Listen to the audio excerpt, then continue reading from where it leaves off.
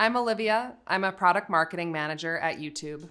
I help brands and advertising agencies make successful advertising campaigns on YouTube. No 2 days are the same. Some days I'll spend writing an article or a blog post.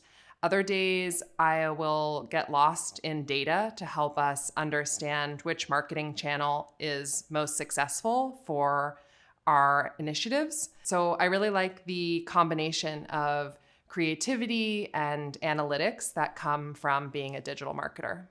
YouTube is an incredible place to connect with consumers all over the world who are coming to YouTube to be educated, entertained, and informed about their passions.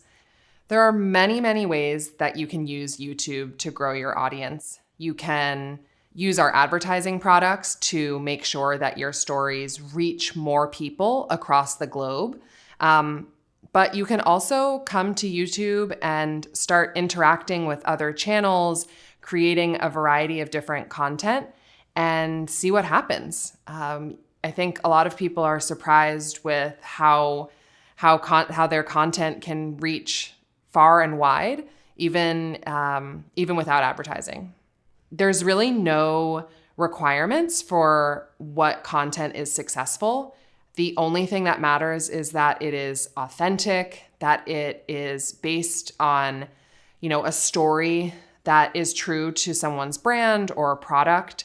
And that's what we find really keeps people engaged and interested, is the story over other things like the structure or the production quality.